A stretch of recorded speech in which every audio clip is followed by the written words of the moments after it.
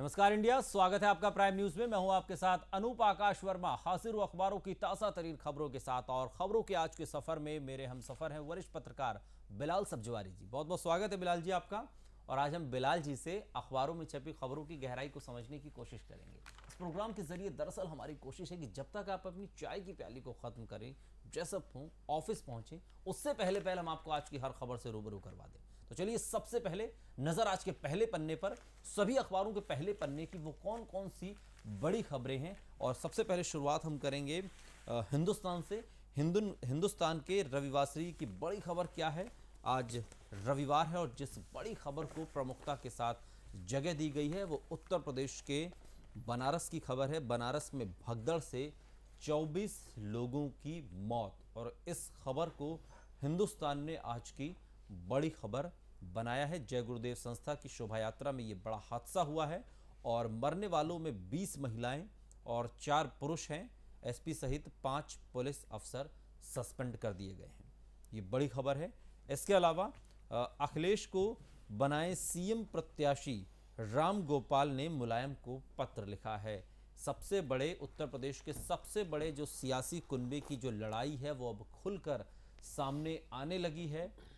मुलायम सिंह यादव ने जिस तरीके से एक प्रेस कॉन्फ्रेंस में कहा था कि चुनाव बाद सीएम पर फैसला होगा, और उसके बाद अब राम गोपाल यादव की चिट्ठी आई है कि अखिलेश को बनाए सीएम। हालांकि खबर ये भी है कि खुद अखिलेश यादव ने इस बात का जिक्र किया है कि अगर नेताजी ने यह बात कही है तो कुछ सोच समझकर कही होगी। इसके अलावा रूस से रक्षा सहित 16 अहम समझौतों पर हस्ताक्षर हुए हैं और इस खबर को प्रमुखता के साथ जगह दी गई है। इसके अलावा नोएडा में 6 नक्सली हथियार के साथ पकड़े गए हैं। ये भी एक बड़ी खबर है जिसे हिंदुस्तान ने पहले पन्ने पर जगह दी है। इसके अलावा बात दैनिक भास्कर की करेंगे तो दैनिक भास्कर में जिस बड़ी खबर को जगह बनाया गया है वो भगदड़ में 24 लोगों की मौत और करीब 70 लोग घायल, जिसकी चर्चा भी हम कर रहे थे। इसके अलावा रूस के साथ 43,000 करोड़ का रक्षा सौदा हुआ है और आतंक पर दोनों देश साथ आए हैं। इसके अलावा सीएम अखिलेश यादव का स्टेटमेंट कि सीएम दावेदार पर सोच समझकर नेताजी ने बयान दिया होगा। और बयान क्या था? बयान ये था कि चुनाव बाद फैसला होगा कि सीएम कौन बनेगा, ये तो विधायक मंडल की बैठक में तय होगा। इसके अलावा दैनिक जागरण की बड़ी खबर रूस के साथ हुए समझौते की खबर है। इसके अलावा वाराणसी में भगदड़ की खबर है और आतंक के खिलाफ चीन और रूस का मिला साथ, ये भी खबर है। और इसके अलावा जो बड़ी खबर है वो नोएडा की खबर है। नोएडा में नक्सली गिरफ्तार हुए हैं। दैनिक जागरण 9 नक्सलियों की गिरफ्तार किए जाने की बात कर रहा है।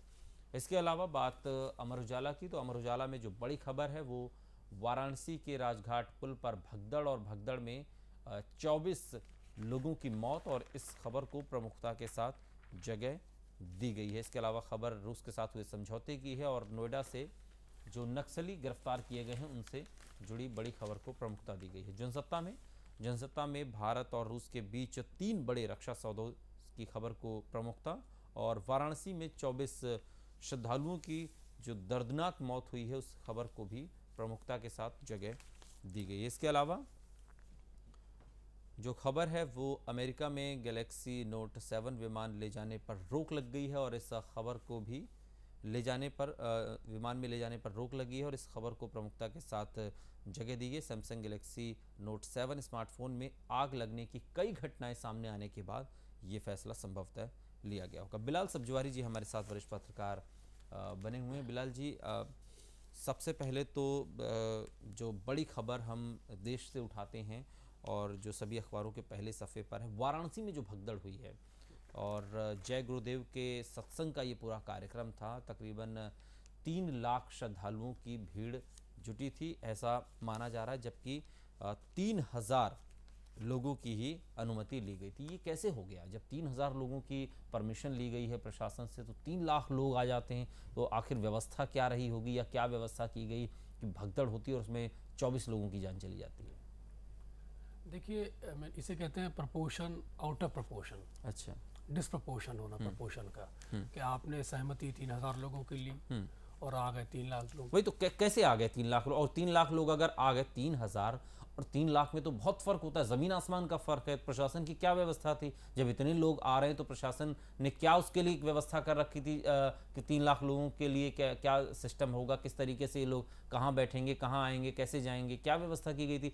24 लोग मर गए भगदड़ में, और जबकि भगदड़ भी नहीं है, कहा जा रहा है कि दम घुटने से लोगों की मौत हुई। वहाँ इतना इतना इतना कंजेस्टेड हो गया था वो जो सड़क है, जो पुल है, कि दम घुटने से लोगों की मौत हुई है। देखिए वही मैं आपको बता रहा हूँ कि ये सारा मसला प्रबंधन समिति पे आके अटकता है कहीं ना कहीं, कि जो प्रबंधन जिन लोगों के हाथ में होता है उन पर इसकी जवाबदेही होनी चाहिए कि आपके क्या इंतज़ाम थे, आपके पास ऐसी व्यवस्था थी या नहीं थी, आप किस सोच के साथ इतने लोगों को बुला रहे थे, आपको ये आइडिया था नहीं कि आपके प्रोग्राम में इतने लोग आएंगे नहीं आएंगे। तो ये सीधा सीधा प्रबंधन समिति से जुड़ा सवाल है। इसका सीधी सीधी जवाबदारी प्रबंधन समिति की बनती है। इतने सारे लोग मारे गए, इतनी ज़्यादा भगदड़ मची है, इनके क्या कारण थे, ये तो बाद में जांच का विषय है। लेकिन ये सीधा सीधा सवाल प्रबंधन समिति से जुड़ा हुआ है कि आखिर उन्होंने इस चीज़ को क्यों एनालाइज नहीं किया, क्यों रियलाइज़ नहीं किया कि इस इतना बड़ा जो हादसा घटा।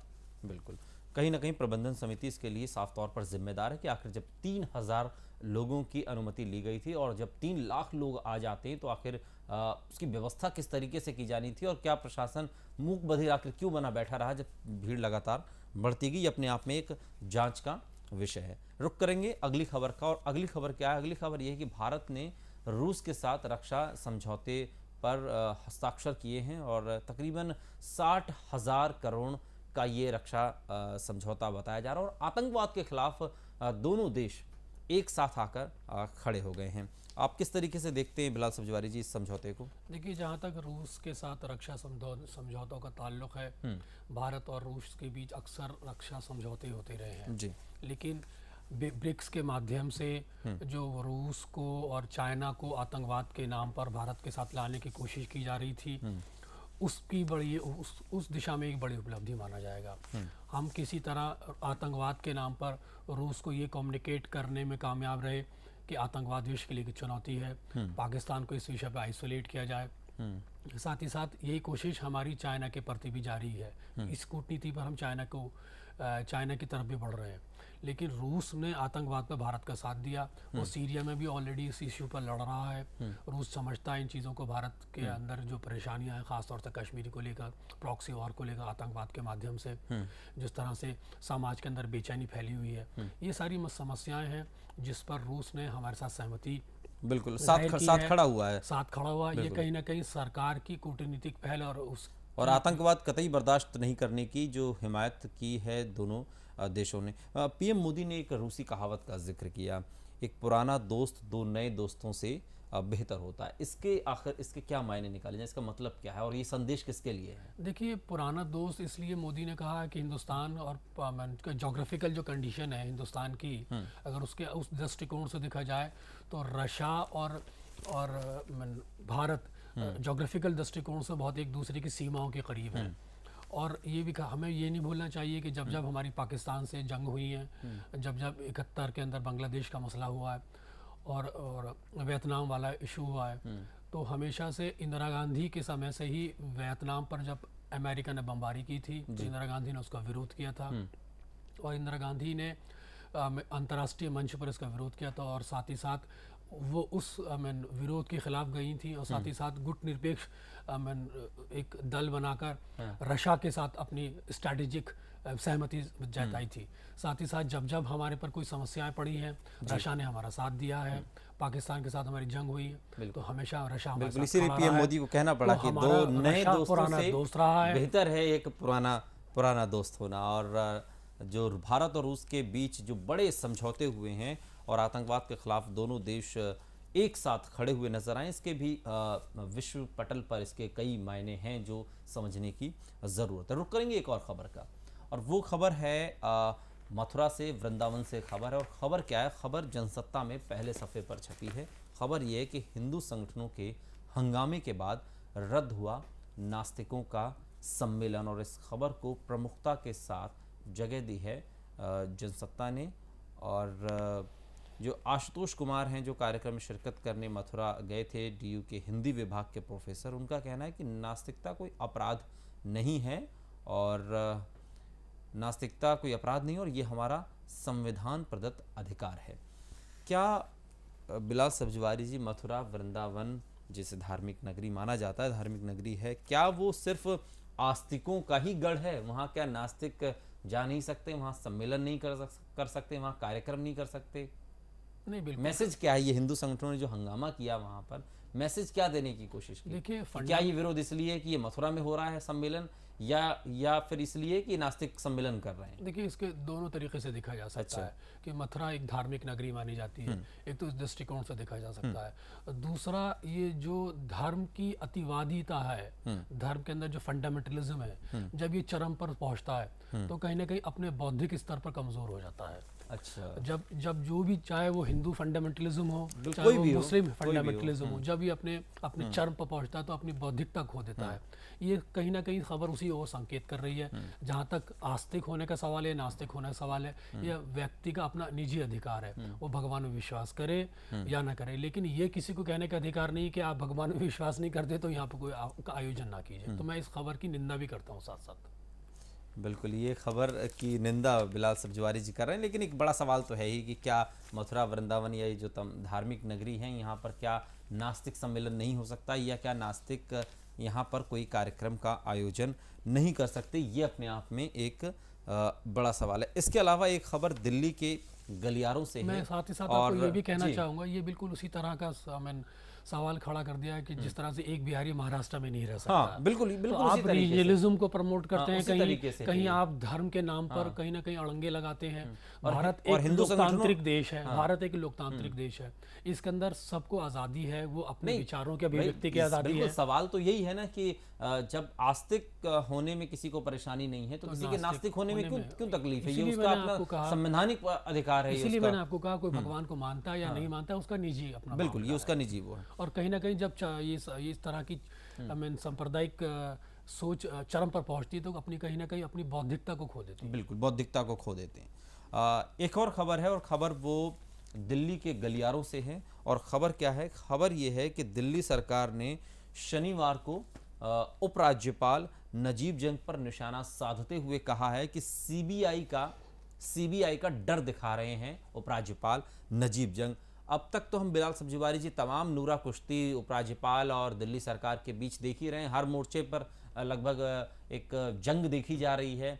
ये एक नई और बात निकलकर सामने आई कि अब सीबीआई का भी डर दिखाया जा रहा है। देखिए, ये बात इसलिए नजीब जंग और आप पार्टी में और भारतीय जनता पार्टी में जिस तरह से जो आजकल झगड़े चल रहे हैं, उसके अंदर एक और डेवलपमेंट है।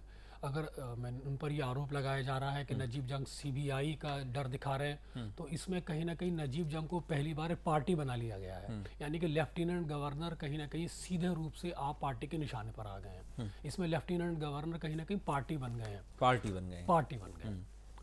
बिल्कुल, और इस वजह से जो मुश्किलें हैं वो बढ़ती हुई नज़र आ रही हैं। बहुत संक्षेप में समझें, जो दिल्ली सरकार और उपराज्यपाल के बीच जो तकरार है वो उसका ग्राफ लगातार बढ़ता हुआ जा रहा है, और उसमें ये आरोप एक और ईंट जोड़ने का काम कर रहा है। और साथ ही साथ इन तकरारों से कहीं ना कहीं दिल्ली की जनता का तो है ही का कहीं ना कहीं मूड जरूर खराब होता है। मूड खराब हो रहा है, और जो वादे अरविंद केजरीवाल ने किए हैं वो वादे कैसे पूरे होंगे, कब पूरे होंगे, और क्या जब उन वादों पर एक रिपोर्ट कार्ड तैयार होगा तो क्या ये भी आरोप एक नया लगा दिया जाएगा, मुझे तो 5 साल काम ही नहीं करने दिया गया। चलिए, ये तो बात हुई फ्रंट पेज की बड़ी खबरों की, और अब रुक रहेंगे अंदर के पन्नों का। अंदर के पन्नों में क्या है? सभी अखबारों के अंदर के पन्नों में अंदर की बात, और अंदर की बात में सबसे पहले बात हिंदुस्तान की। हिंदुस्तान में अंदर की जो खबरें हैं वो है पेरेंट्स मीटिंग, दिल्ली से जुड़ी खबर।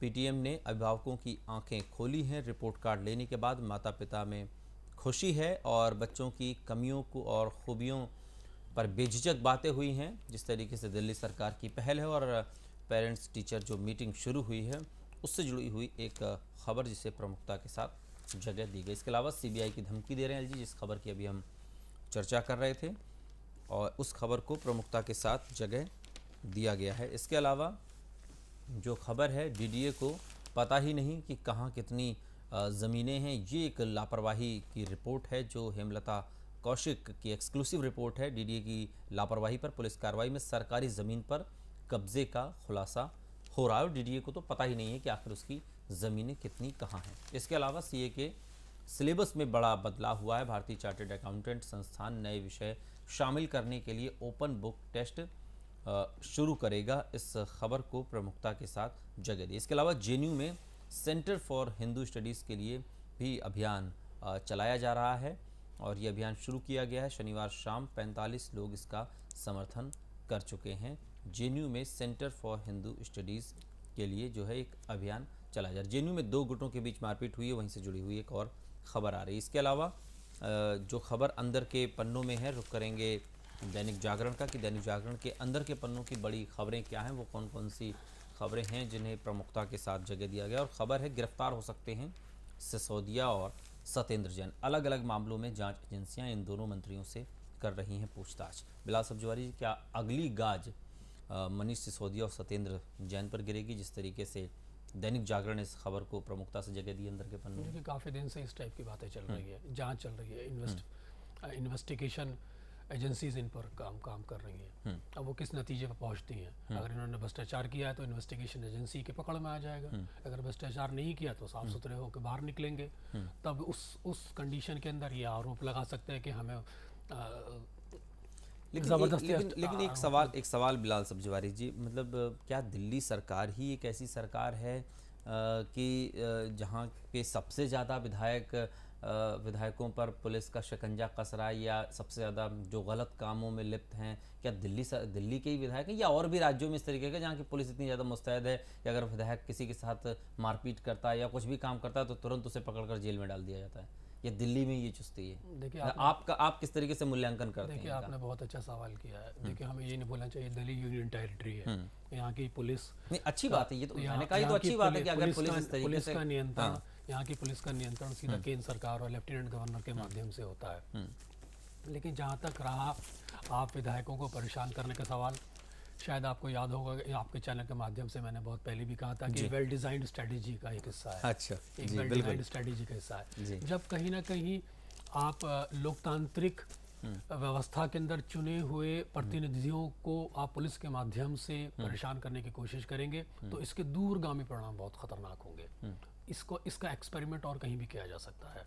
आज आप इनके साथ ये तो एक्सपेरिमेंट दोहरा रहे हैं, कल ये एक्सपेरिमेंट आपके साथ भी दोहराया जा सकता है। तो कहीं ना कहीं हमें पुलिस व्यवस्था को, लोकतांत्रिक व्यवस्था में जो लेजिस्लेटिव है, नहीं तो इसका उस तो पर अगर कोई आप हावी हो जो बात जाएगा, कह रहे हैं इसका तो मतलब यही हुआ कि जो अरविंद केजरीवाल या आम आदमी पार्टी जो आरोप लगाती है कि एलजी साहब का रिमोट कंट्रोल तो कहीं और है या दिल्ली पुलिस का रिमोट कंट्रोल तो कहीं और है, आप शायद उसी ओर इशारा कर रहे हैं। नहीं, मैं आपको इस परसेप्शन की लड़ाई के बारे में बता रहा हूँ। एक परसेप्शन ऐसा डेवलप हो गया और कहीं ना कहीं ये सच्चाई है कि छोटी सी आपकी विधायक के खिलाफ इंक्वायरी हो जाती है तो फौरन गिरफ्तार हो जाता है, उससे जेल भेजने की तैयारी। आपको मालूम होना चाहिए गली में लफंगे, उचक्के, बदमाश, चोरी करने वाले लोग नहीं पकड़े जाते और विधायक पकड़ लिया जाता है। यही और बड़ा ये सवाल कहीं ना है। कहीं पुलिस को खुद देखना चाहिए कि हम अपने घर के बराबर में रहने वाले चोर को नहीं पकड़ पाते लेकिन विधायक को पकड़ विधायक को पकड़ लेते हैं। ये पुलिस की मुस्तैदी है, लेकिन अच्छी बात है अगर कोई गलत काम करता है तो जाहिर तौर पर उसे पकड़ा भी जाना चाहिए। चलिए, ये तो बात हुई फ्रंट पेज की बड़ी खबरों की, अंदर के पन्नों की, और अब रुख करेंगे संपादकीय पन्नों की तरफ। संपादक की कलम से आज की इस खबर को कितनी प्रमुखता के साथ जगह दी गई है और जनसत्ता से शुरुआत करेंगे। आज रविवार का दिन है और रविवार को जो विशेष लेख आज होते हैं, दूसरी नज़र में पी चिदम्बरम साहब लिखते हैं, असहमति का हनन आज़ादी का हनन है। और ये पी चिदम्बरम साहब का लेख है और उन्होंने असहमति के हनन को आज़ादी का हनन करार दिया। इसके अलावा तवलीन सिंह लिखती हैं, वरिष्ठ पत्रकार, वक्त की नब्ज़ में क्यों चाहिए सबूत। उड़ी हमले के बाद जो सर्जिकल स्ट्राइक कराई गई उसे पूरा समर्थन है और इस देश के आम आदमी का, लेकिन जो ख़ास आदमी बैठे हैं दिल्ली की सुरक्षित आलीशान कोठियों में, उनको ये सैनिक कार्रवाई अच्छी नहीं लगी, सो सबूत मांगते फिर रहे हैं। आखिर किस लिए? तवलीन सिंह ने ये सवाल उठाया है। इसके अलावा शिक्षा के 70 साल पर एक लेख रमेश दवे का है, जिसे एडिटोरियल में जगह आज दी गई है। इसके अलावा भी कुछ लेख हैं जो युवा लेखन की चुनौतियां, साहित्य से जुड़ा हुआ लेख है ज्योतिषी जोशी का। इसके अलावा उमेश प्रसाद सिंह कबीरा खड़ा बाजार में प्रसंग में लिखते हैं, कबीर हिंदू साबित हों न हों कोई फ़र्क नहीं पड़ता, वे हिंदू धर्म के निंदक नहीं हैं, वे सिर्फ हिंदू अंधता के समर्थक नहीं हैं। कबीर को मुसलमान माने न माने वे इस्लाम के विरोधी नहीं हैं, वे सिर्फ इस्लामिक कठमुल्लेपन के उपासक नहीं हैं। जहाँ भी पाखंड है, अंधापन है, छल है, दिखावा है, कबीर की कविता उसका उपहास करती रहेगी। और कबीरा खड़ा बाजार में उमेश प्रसाद सिंह इस बात का जिक्र करते हैं। इसके अलावा आज की राजनीतिक परिस्थितियां जो सांप्रदायिक माहौल है जी, उस दृष्टिकोण से बहुत इम्पोर्टेंट है। मैंने आपको बताया था जब ये फंडामेंटलिज्म चरम पर पहुंचता है, अपनी बौद्धिकता खो लेता है। देखिए, हिंदु होना कोई बुरी बात नहीं है, मुसलमान होना कोई बुरी बात नहीं है, लेकिन सांप्रदायिक होना बुरी बात है। और उसी कबीर को उसी परिप्रेक्ष्य में यहाँ पर इंगित किया गया है। इसके अलावा रविवारी में, जनसत्ता में और किस विषय को आज अच्छे लेखों की जो लिस्ट है उसके बारे में हम आपको बता रहे हैं। शाकाहार बनाम मांसाहार पर एक अखिलेश आरेदू का ये पूरा लेख है और जिसमें शाकाहार बनाम मांसाहार पर पूरी रिपोर्ट इसके अंदर दी गई है। और महात्मा बुद्ध ने कहा था कि जीवों पर दया करो। बुद्ध केवल मानव बलि ही नहीं, पशु बलि के विरोध में भी थे और शाकाहार बनाम मांसाहार में इन्हीं सब बातों का उल्लेख है। इसके अलावा वैलेंटाइन मम्मी हेमंत कुमार पारिक की कहानी है, समाज बनाम बाजार, मुद्दा में प्रेम प्रकाश लिखते हैं। ये तमाम चीज़ें आज के आप जनसत्ता में पढ़ सकते हैं। इसके अलावा बात हम करेंगे हिंदुस्तान की। हिंदुस्तान में आज का जो विशेष संपादकीय है वो आखिर किस विषय पर है, और हिंदुस्तान के एडिटर शशि शेखर साहब का लेख है, जय राम जयललिता के बहाने। यानी कि जयललिता बीमार हैं और बीमार जयललिता के बाद जिस तरीके से तमिलनाडु की राजनीति का जो भविष्य है वो भी कहीं ना कहीं संकट में नज़र आता है। हालांकि पन्नीर सेल्वम कामकाज संभाल रहे हैं, लेकिन फिर भी जो एक संकट वहाँ पर बना हुआ है उस पर कहीं ना कहीं ये उस पर आधारित लेख है। और जिन लोगों पर करोड़ों देशवासियों की आशाएं टिकी हों, उन्हें उनकी रक्षा के लिए क्या अपनी विरासत सार्वजनिक नहीं करनी चाहिए। एक अस्वस्थ और सियासी तौर पर असुरक्षित राजनेता स्वस्थ लोकतंत्र की संरचना में कैसे योगदान कर सकता है। शशि शेखर के इस लेख के बहाने कहीं ना कहीं उस सवाल को उठाया है जो सिंगल फेस पार्टी होती है, चाहे वो जयललिता हों, चाहे वो मायावती हों, ममता बनर्जी हों, या और भी इस तरीके की सिंगल फेस पार्टियां हैं। इनके बाद क्या है सी पार्टी का भविष्य, ये स्थिति हमेशा धुंधली रहती है। वो चाहे जयललिता के साथ हो, मायावती के साथ हो, ममता बनर्जी के साथ हो, स्थिति धुंधली है। जयललिता बीमार हैं, लेकिन बीमार जयललिता के बाद प्रदेश का सियासी भविष्य क्या है, पार्टी का भविष्य क्या है, ये कहीं ना कहीं अधर में लटका हुआ है। और सार्वजनिक विरासत को सार्वजनिक करने का जिक्र जो शशि शेखर कर रहे हैं, क्या वाकई लगता है कि सार्वजनिक करना नहीं चाहते कोई भी सिंगल फेस पार्टी? ये बात ठीक कह रहे हैं शशि शेखर के, कोई भी पार्टी अपनी विरासत को सार्वजनिक नहीं करना चाहती है, ख़ास तौर से जो सिंगल पायलट पार्टीज़ होती हैं। और ये अक्सर देखा गया है रीजनल पार्टीज़ में, ये अक्सर ये प्रॉब्लम देखी गई है। देखिए, लोकतंत्र में जो मैंडेट लिया जाता है वो विचारधारा के आधार पर लिया जाता है। अगर आपकी विचारधारा मौजूद है तो उसमें वारिस को आपको सामने रखने की ज़रूरत नहीं है। जो विचारों से मजबूत होता है वो उसका अपना आप ही वारिस बन जाता है। लेकिन जहाँ तक रहा मुलायम सिंह का ताल्लुक, मुलायम सिंह उसमें एक अपवाद है, उन्होंने अपने वारिस पहले ही अपने बेटे को बना दिया है। लेकिन मुलायम सिंह का बेटा अपना विचारों का वारिस बनाए नहीं ना, ये तो समाज तय करेगा।